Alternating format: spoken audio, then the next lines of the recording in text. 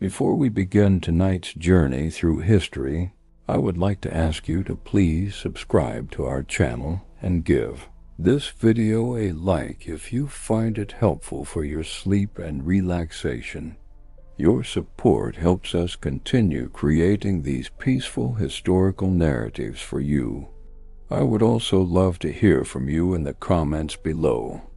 Please share your thoughts about Stanislav Petrov, the remarkable man we will learn about tonight, or tell us about other historical figures or events you would like to explore together in future stories. Your suggestions help build our community of history lovers who find peace and wonder in the stories of the past. Now let us begin. Close your eyes and allow yourself to settle into complete comfort. Feel the weight of your body sinking into your bed, every muscle beginning to release the tension of the day. Take a deep breath in, and as you exhale, let yourself drift back in time to a quiet, dimly lit command center deep beneath the earth in the Soviet Union. Picture yourself in this underground facility, where the soft hum of computers fills the air and the gentle glow of monitors casts peaceful shadows on the walls. The atmosphere is hushed and contemplative, like a library or a sanctuary, where important decisions are made with careful thought and quiet deliberation. Feel the coolness of the underground air, the sense of being in a place removed from the chaos of the world above, where one man's wisdom and intuition would change the course of history forever. Our story today takes us back to September 26, 1983, to a secret underground bunker south of Moscow, where the fate of the world rested in the hands of one thoughtful Soviet officer. But before we explore that pivotal night, let us first understand the man who would become known as the person who saved the world. Stanislav Yevgrafovich Petrov was born on September 7, 1939, in the village of Vladivostok during a time when the world was already beginning to fracture along ideological lines. His childhood was marked by the quiet rhythms of rural Soviet life, where families gathered around radios to hear news from distant places, and where young minds were shaped by stories of heroes and the importance of serving one's country. As a lieutenant colonel in the Soviet Air Defense Forces, Petrov was on duty Sept. 26, 1983, when the early warning satellite system he was monitoring detected what appeared to be 5 approaching U.S. nuclear-armed intercontinental ballistic missiles. But his path to that fateful night began decades earlier, in the quiet halls of the Kiev Higher Engineering Radio Technical School of the Air Force, where he studied with a methodical precision that would later serve him so well. Petrov was drawn to electronics and engineering, fascinated by the way complex systems could be understood through careful observation and logical thinking. He was not a man given to hasty decisions or dramatic gestures, but rather someone who believed in the power of careful analysis and quiet contemplation. In his early career, Petrov worked on various defense systems, always with the understanding that his work was part of something much larger than himself. He was a man who understood that behind every blinking light on a console, behind every data stream and every alarm, there were human lives at stake. This awareness would prove crucial on that September night when the world balanced on the edge of nuclear catastrophe. Throughout his training and early assignments, Petrov developed a reputation for being thorough, thoughtful, and unflappable under pressure. His colleagues respected his ability to remain calm in stressful situations, a quality that seemed to come naturally to him. The Cold War era in which Petrov lived and worked was defined by an atmosphere of constant tension, and mutual suspicion between the superpowers. Nuclear weapons had fundamentally changed the nature of warfare, creating a situation where the potential for unimaginable destruction loomed over every international crisis. It was a time when both the United States and the Soviet Union maintained vast arsenals of nuclear weapons, each side convinced that only the threat of mutual annihilation could prevent the other from launching a first strike. This doctrine, known as mutually assured destruction, created a delicate balance of terror that required constant vigilance and split-second decision-making. In this environment, men like Petrov served as the guardians of humanity's future, though they might not have seen themselves in such grand terms. They were technicians, officers, and analysts who understood that their primary job was to monitor, assess, and report. The Soviet early warning system, known as OKO, was designed to detect incoming ballistic missiles and provide military leaders with enough warning to launch a retaliatory strike. The system relied on a network of satellites positioned to observe the United States and detect the infrared signatures of launching missiles. These satellites would beam their data back to command centers like the one where Petrov worked, where trained officers would interpret the signals and make recommendations to their superiors. The facility where Petrov was stationed was known as Serpukhov 15, a secret installation hidden away from the outside world. It was just past midnight as Stanislav Petrov settled into the commander's chair inside the secret bunker at Serpukhov 15, the installation where the Soviet Union monitored its early warning satellites over the United States. The command center was a marvel of 1980s technology, filled with banks of computers, monitoring stations, and communication equipment that connected this underground facility to the highest levels of Soviet military command. The atmosphere was one of quiet professionalism, where officers spoke in measured tones and decisions were made with careful deliberation. On this particular night in September 1983, the world above ground was sleeping peacefully, unaware that deep beneath the earth, sophisticated machines were scanning the skies for signs of approaching danger. The autumn air in Moscow was crisp and clear, and families were settling into their evening routines, children being tucked into bed with gentle lullabies, while parents prepared for another day of work in the great Soviet experiment. But in the bunker at Serpukhov 15, Petrov and his team maintained their quiet vigil, monitoring the streams of data that flowed continuously from the satellites high above the Earth's atmosphere. The work was methodical and peaceful, requiring patience and careful attention to detail, qualities that came naturally to the thoughtful lieutenant colonel. The OKO satellite system was an impressive technological achievement for its time, representing years of careful engineering and scientific innovation.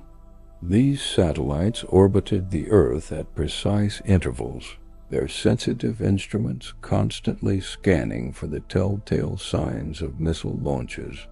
The infrared sensors could detect the heat signatures of rocket engines from thousands of miles away, and sophisticated computers processed this information to determine whether what they were seeing represented a genuine threat or merely a false alarm. The system had been designed with multiple redundancies and checks, yet it still required human judgment to interpret the data and make the final determination about whether to sound the alarm that could trigger a nuclear response. As the night shift progressed, Petrov moved quietly through the command center, checking on his subordinates and reviewing the routine reports that came in from various monitoring stations. The atmosphere was one of calm professionalism, where conversations were conducted in hushed tones and every action was performed with deliberate precision. The gentle hum of the computers and the soft clicking of keyboards created a soothing background soundtrack that might have lulled a less vigilant person to sleep. But Petrov remained alert, his mind focused on the responsibility that he carried not just for his own country, but for all of humanity, though he might not have expressed it in such grand terms at the time. The early warning system that Petrov monitored was part of a larger network of defensive installations that ringed the Soviet Union, each one contributing to the overall picture of potential threats from the West. Intelligence reports suggested that tensions were higher than usual between the superpowers, with both sides engaging in military exercises and diplomatic maneuvering that could easily be misinterpreted by the other side. Just weeks earlier, the Soviet Union had shot down Korean Airlines Flight 007, an incident that had dramatically escalated tensions and led to heated exchanges between Moscow and Washington. The world felt closer to the brink of nuclear war than it had since the Cuban Missile Crisis of 1962. In this environment of heightened alert, every anomaly in the monitoring systems took on added significance. The men and women who worked in facilities like Serpukhov 15 understood that their decisions could have consequences far beyond their immediate comprehension. They had been trained to follow protocols, to trust their equipment, and to report any suspicious activity up the chain of command without hesitation. Yet they were also human beings with families, friends, and a natural instinct for self-preservation that sometimes conflicted with their official duties. It was this tension between duty and humanity that would soon be tested in the most dramatic way possible. As the clock approached 12:15 a.m. Moscow time, the peaceful rhythm of the night shift was about to be shattered by an alarm that would change everything. The satellite monitoring systems had detected something in the skies above the United States, something that appeared to be exactly what they had been designed to identify. The computers began processing the data with mechanical precision, comparing what they were seeing against predetermined parameters and threat profiles. Within moments, the systems would reach their conclusion and sound the alarm that could potentially trigger the most catastrophic event in human history. But before that moment arrived, let us pause to consider the man who would soon face the most important decision of his life. Stanislav Petrov was not a politician or a general, not someone who had sought power or fame. He was a technician, an engineer, a man who understood machines and trusted in careful analysis over hasty action. His colleagues respected him for his calm demeanor and his ability to think clearly under pressure. He was the kind of person who would rather take a moment to consider all the possibilities than rush to judgment, a quality that would prove invaluable in the minutes to come. The technology that Petrov worked with was impressive for its time, but it was not infallible. The satellites that monitored the United States were sophisticated instruments, but they were also vulnerable to various forms of interference and malfunction. Solar flares could disrupt their sensors, atmospheric conditions could create false readings, and the complex computer systems that processed their data could occasionally misinterpret what they were seeing. The engineers who designed these systems understood these limitations and had built in various safeguards and verification procedures, but ultimately the final decision about how to respond to potential threats rested with human operators like Petrov. In the quiet moments before the alarm sounded, Petrov might have been thinking about his family, his responsibilities, or simply concentrating on the technical aspects of his job. He was a man who took his duties seriously, but who also understood that behind every piece of data, every blinking light, and every alarm, there were human lives at stake. This awareness of the human cost of his decisions would prove crucial in the minutes ahead, as he faced a choice that would determine whether millions of people would live or die. The peaceful atmosphere of the command center was about to be transformed into a scene of intense drama and life-altering decision-making. At exactly 12:15 a.m. Moscow time, the peaceful silence of the command center was broken by the sharp, insistent sound of an alarm that every person in the facility had been trained to recognize, but hoped they would never hear. The computer screens that had been displaying routine monitoring data suddenly shifted to show urgent red warnings, and the message that appeared sent a chill through everyone who saw it. The system had detected the launch of an intercontinental ballistic missile from the United States heading directly toward the Soviet Union. In that moment, the theoretical became terrifyingly real, and the abstract concept of nuclear war transformed into an immediate and present danger that demanded instant action. Petrov felt his heart rate increase as he quickly moved to the primary monitoring station, his trained eyes scanning the displays to understand exactly what the system was telling him. The satellite data indicated that a single missile had been launched from a base in the American Midwest, and the computer's trajectory calculations suggested it would reach Soviet territory within minutes. According to protocol, this information should immediately be reported to the Soviet military command, who would then have to decide whether to launch a retaliatory strike before the incoming missile could destroy their ability to respond. The logic of nuclear warfare was brutal in its simplicity. If the enemy strikes first, you must strike back immediately, or risk losing the ability to retaliate at all. But even as the alarm continued to sound and his subordinates looked to him for direction, something in Petrov's mind urged caution. His experience with the monitoring systems had taught him that they were sophisticated but not perfect, and he had seen false alarms before, though never one that appeared quite so convincing. The data on his screen looked authentic. The trajectory calculations seemed accurate, and the satellite that had detected the launch was one of the most reliable in the network. Yet something about the situation felt wrong to him, an intuition that he could not quite articulate, but that grew stronger with each passing second. The protocol was clear and unambiguous.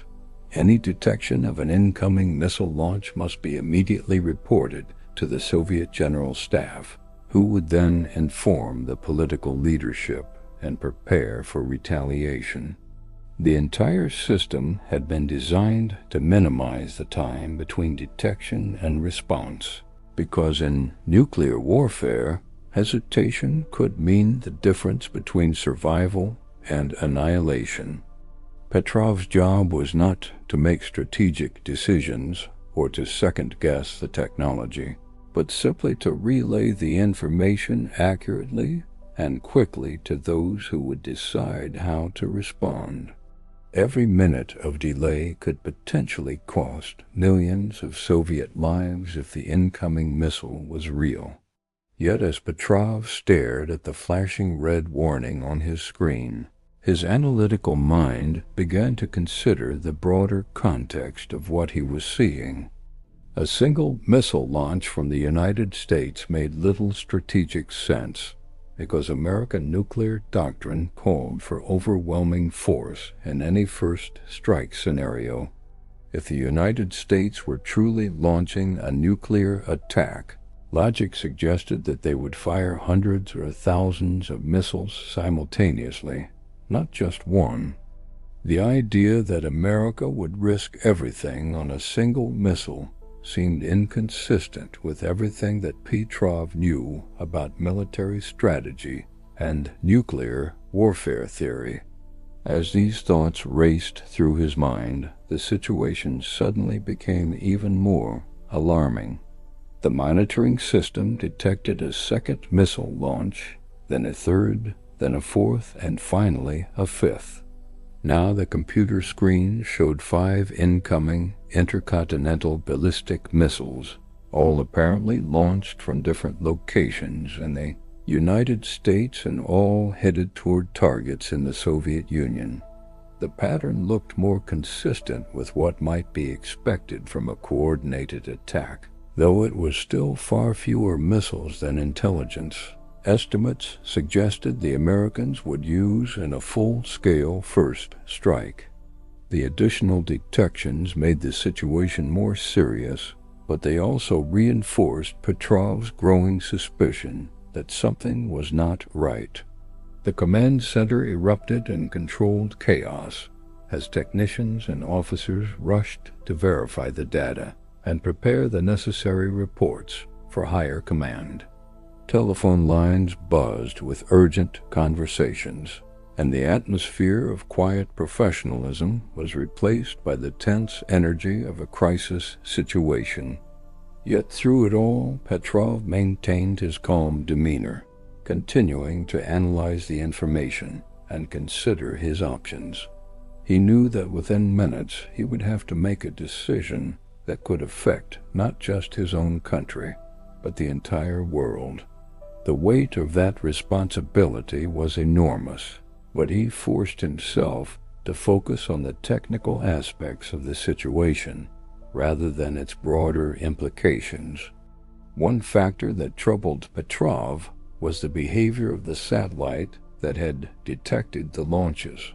The OCO system relied on infrared sensors to identify the heat signatures of rocket engines, and these sensors were sometimes affected by atmospheric conditions, solar activity, and other environmental factors.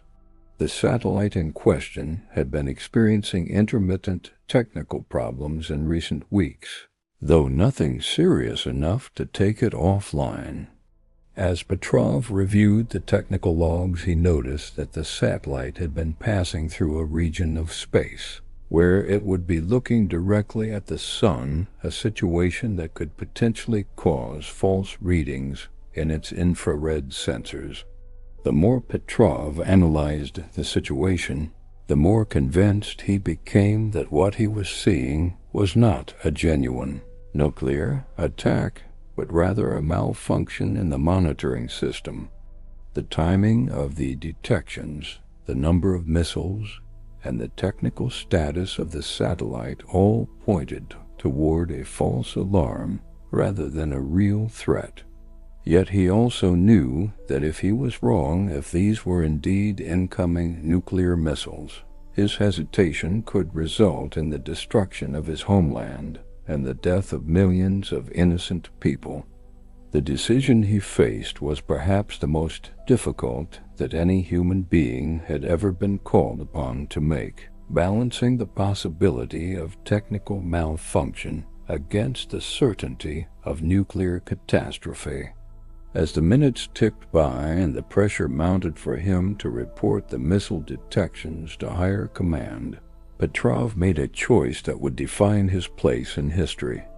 Rather than immediately following protocol and reporting the apparent attack, he decided to wait and gather more information. He ordered his technicians to continue monitoring the situation and to look for any additional evidence that might confirm or refute what the computers were telling them. It was a decision that required enormous courage and confidence in his own judgment, because if he was wrong, the consequences would be unimaginable. In the agonizing minutes that followed his decision to delay reporting the apparent missile launch, Petrov found himself in a position that no military officer should ever have to face. The protocols were clear, the chain of command was established, and the consequences of delay could be catastrophic if the threat was real.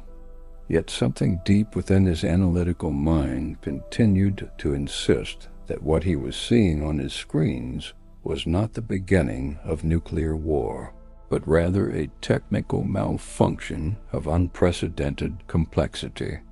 As he watched the countdown timers that showed the projected impact times of the incoming missiles, he forced himself to remain calm and continue his methodical analysis of the situation. The command center around him buzzed with nervous energy as his subordinates waited for his decision. They had been trained to trust their equipment and to follow established procedures, and many of them could not understand why their commanding officer was hesitating in the face of such clear evidence of an attack. The computer systems continued to track the 5 incoming missiles, updating their projected trajectories and impact zones with mechanical precision. Each update served as a reminder that if these missiles were real, millions of people would soon be dead, and the Soviet Union would need to launch its own nuclear strike to prevent even greater devastation. Yet, as Petrov continued to study the data, additional inconsistencies began to emerge that strengthened his conviction that he was witnessing a false alarm. The spacing between the missile launches was too regular, too precise, suggesting that they might all be artifacts of the same technical malfunction rather than separate weapons launched by human operators. Moreover, the ground-based radar systems that should have been able to confirm the presence of incoming missiles were showing no signs of the attack that the satellite claimed to have detected. This discrepancy was particularly significant because the radar systems used completely different technology and were much less susceptible to the kind of interference that might affect satellite sensors. The absence of confirmatory data from the ground-based systems was perhaps the most compelling evidence that the satellite detections were false. These radar installations were positioned along the Soviet border specifically to provide backup confirmation of any incoming threats, and they had been tested extensively to ensure their reliability. If 5 intercontinental ballistic missiles were truly approaching Soviet territory, the radar operators should have detected them by now and reported their findings to the same command center where Petrov was wrestling with his decision.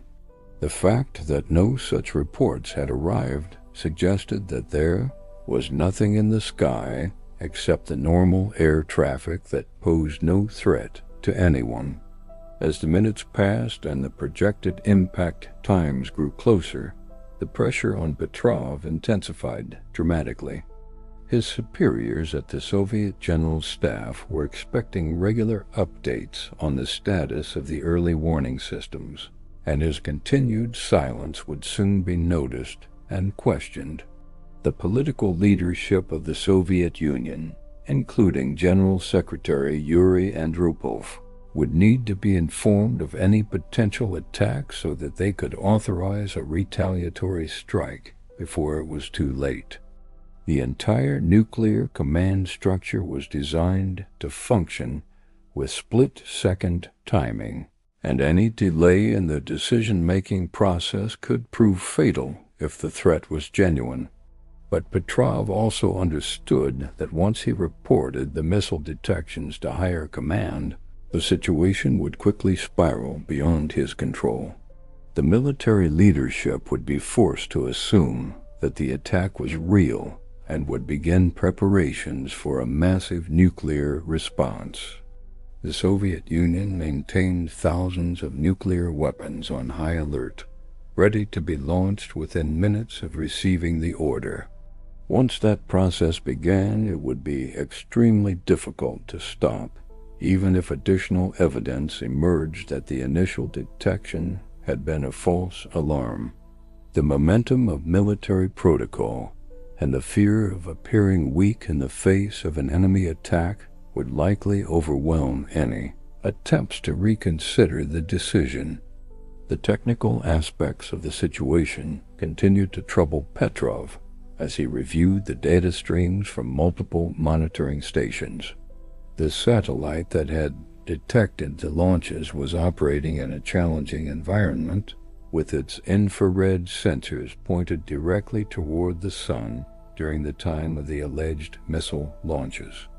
This configuration created ideal conditions for false readings, as the intense solar radiation could overwhelm the sensitive instruments and create phantom signals that might be misinterpreted as missile exhaust plumes. The engineers who designed the system had been aware of this limitation, but they had calculated that the probability of such false alarms was low enough to be acceptable given the overall reliability of the network. However, Petrov's experience with the monitoring systems had taught him to be skeptical of low-probability events, especially when they occurred during periods of high international tension. The psychological pressure on both sides of the Cold War had created an atmosphere where everyone was primed to expect the worst from their adversaries. In such an environment, technical malfunctions that might normally be dismissed as routine equipment failures took on ominous significance and could easily be misinterpreted as signs of impending attack. The challenge was to maintain objectivity and analytical clarity in situations where the stakes were so high that any mistake could have catastrophic consequences. As Petrov continued his analysis, he also considered the broader strategic context of the situation. Intelligence reports had indicated that the United States was conducting military exercises in various parts of the world, but there had been no specific warnings about an impending nuclear attack. The diplomatic channels between the superpowers were still functioning, and while relations were strained, they had not deteriorated to the point where nuclear war seemed imminent. The timing of the alleged attack also seemed suspicious, occurring in the middle of the night when most political leaders would be asleep and unable to authorize such a momentous decision. The human element of the situation weighed heavily on Petrov's mind as he grappled with his decision. He thought about his own family, sleeping peacefully in their beds, unaware that their father was facing a choice that could determine their fate and the fate of millions of others. He thought about the American families who would be destroyed if the Soviet Union launched a retaliatory strike based on false information. The abstract concepts of nuclear strategy and military doctrine suddenly became very personal and immediate, as he realized that his decision would affect not just nations and governments, but individual human beings who had done nothing to deserve such a fate.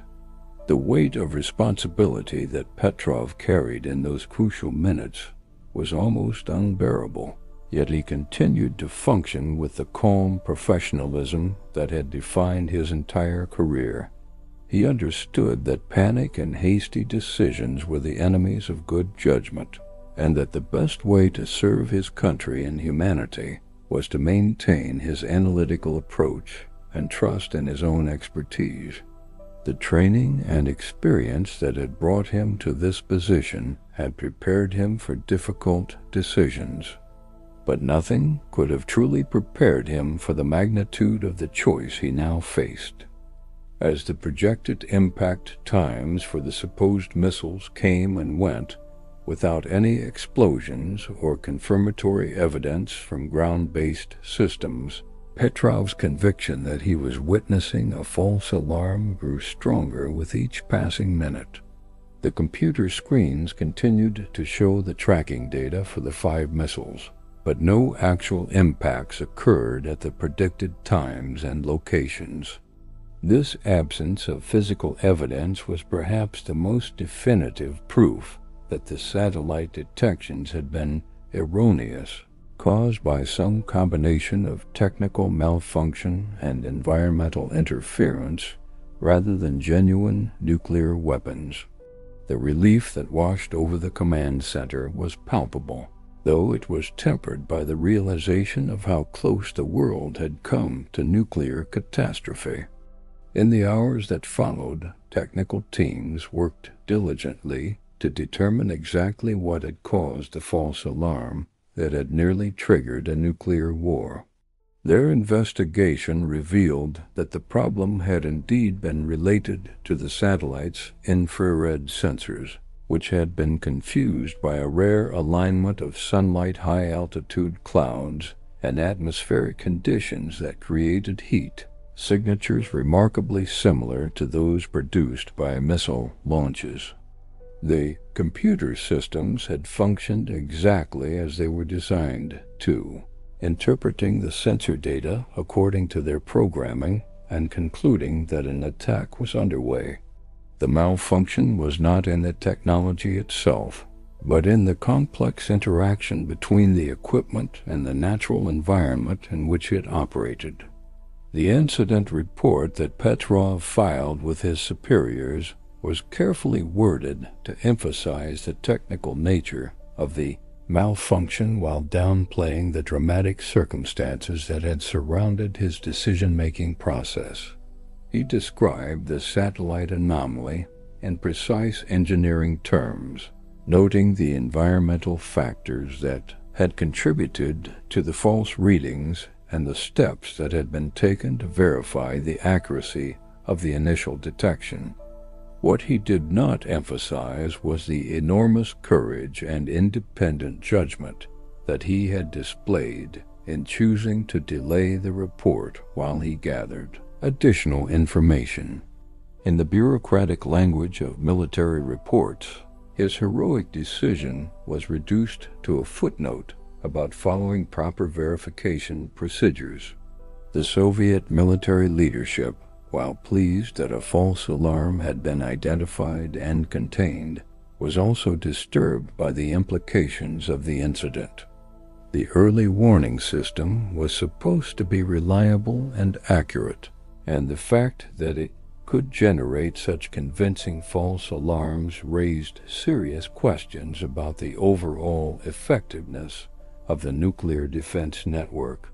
Technical modifications were immediately implemented to reduce the likelihood of similar malfunctions in the future, including improved filtering algorithms and additional verification requirements before any missile detections could be reported to higher command levels. For Petrov himself, the incident marked both the pinnacle and the end of his career in nuclear monitoring.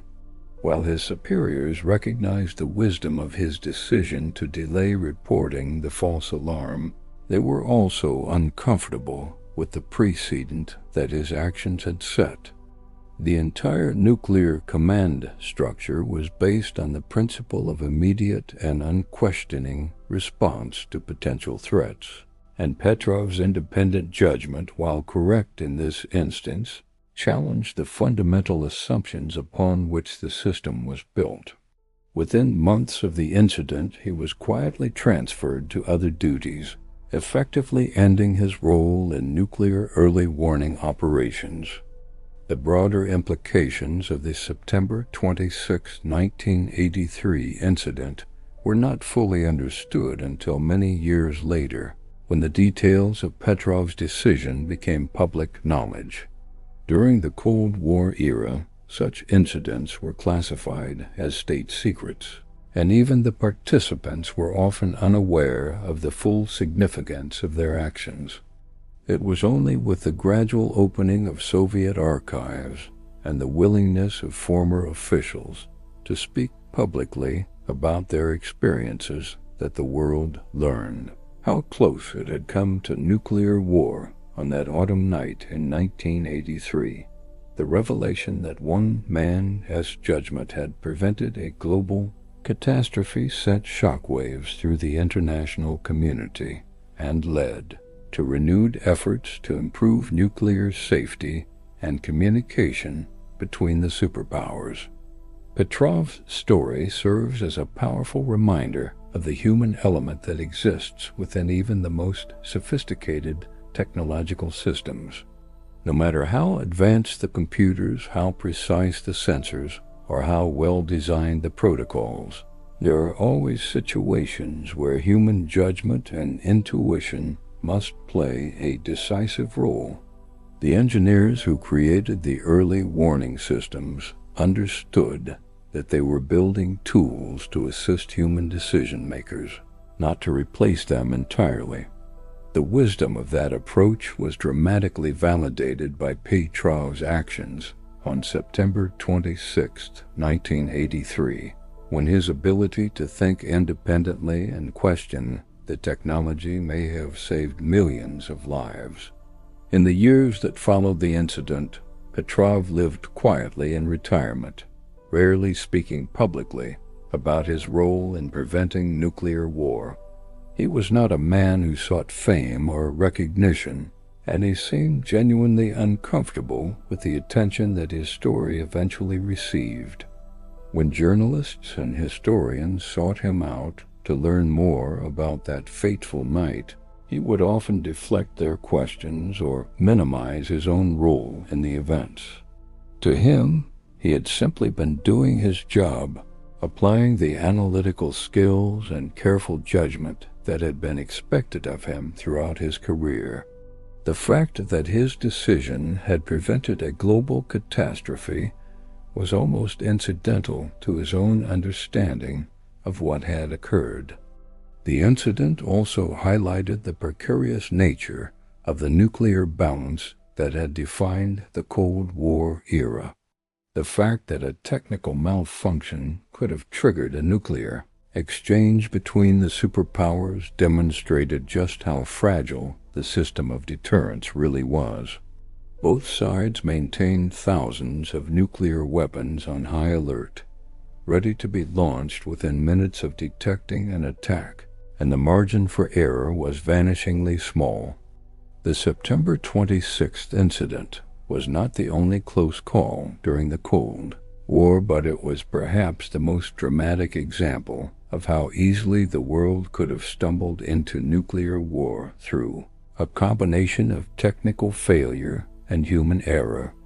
As we reflect on Petrov's story from the perspective of today, we can appreciate not only his individual courage, but also the broader lessons that his experience offers about the nature of technological systems and human decision-making. In an age where we increasingly rely on automated systems and artificial intelligence to make important decisions, the example of Stanislav Petrov reminds us that there will always be situations where human judgment, intuition, and moral reasoning are irreplaceable. The ability to question technology, to think independently, and to consider the broader implications of our actions remains as important today as it was on that September night in 1983. The peaceful command center where Petrov made his historic decision has long since been decommissioned, its banks of computers and monitoring equipment replaced by more modern systems. But the memory of what happened there continues to inspire those who work in fields where the stakes are high and the margin for error is small. Petrov's example serves as a reminder that even in the most technologically advanced systems, there is always room for human wisdom, courage, and the willingness to make difficult decisions based on careful analysis and moral conviction. In the quiet years that followed that momentous September night, Petrov would often reflect on the strange turns of fate that had placed him in such a consequential position. He had never sought to be a hero, never imagined that his career in military electronics would lead him to make a decision that would affect the entire world. Yet circumstances had conspired to put him in the right place at the right time with the right combination of technical knowledge, analytical skill, and moral courage to see beyond the immediate data and consider the broader implications of his actions. His story reminds us that history is often shaped not by the famous or the powerful, but by ordinary people who find themselves facing extraordinary circumstances and choose to act with wisdom and integrity. The recognition that eventually came to Petrov was both gratifying and somewhat overwhelming for a man who had always preferred to work behind the scenes. International peace organizations honored him for his role in preventing nuclear war, and historians began to include his story in their accounts of the Cold War era. Yet for all the accolades and attention, Petrov remained fundamentally unchanged by his fame. He continued to live simply, to value privacy over publicity, and to approach life with the same careful, analytical mindset that had served him so well on that September night. His humility in the face of recognition was perhaps as remarkable as his courage in the face of crisis. The technical lessons learned from the September 26th incident led to significant improvements in nuclear early warning systems around the world. Engineers and military planners worked to reduce the likelihood of similar false alarms, implementing multiple verification systems and requiring human confirmation before any automated responses could be triggered. The incident became a case study in the importance of human oversight in complex technological systems, and it influenced the design of safety protocols in fields ranging from aviation to nuclear power generation. Petrov's decision to trust his judgment over his technology became a model for how human operators should interact with automated systems in high-stakes situations. The broader implications of Petrov's story extended far beyond the technical realm, touching on fundamental questions about the nature of courage, responsibility, and moral decision-making. His willingness to take personal responsibility for a decision that could have affected millions of lives demonstrated a kind of moral courage that transcends national boundaries and political systems. In choosing to prioritize human welfare over military protocol, he embodied the highest ideals of human civilization and showed that individual conscience can triumph over institutional pressure, even in the most extreme circumstances. As the Cold War gradually wound down in the years following the 1983 incident, both superpowers began to recognize the dangers inherent in maintaining such vast nuclear arsenals on high alert. The near miss that Petrov had prevented was not unique. There had been other close calls, other moments when technical failures or human errors had brought the world to the brink of nuclear catastrophe.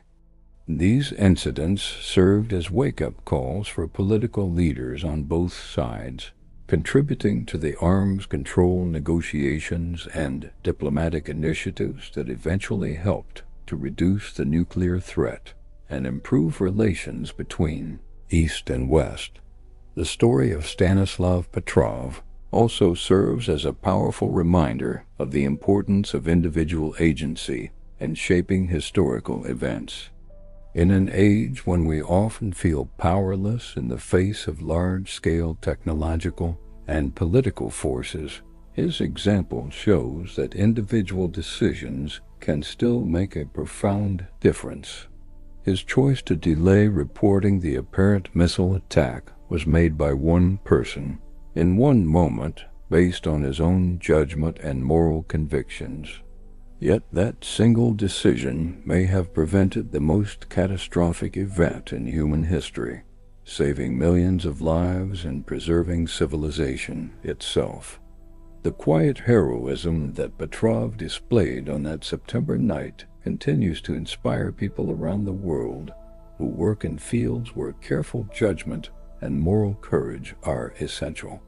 Emergency responders, healthcare workers, engineers, and many others face situations where their decisions can have life or death consequences, though rarely on such a global scale.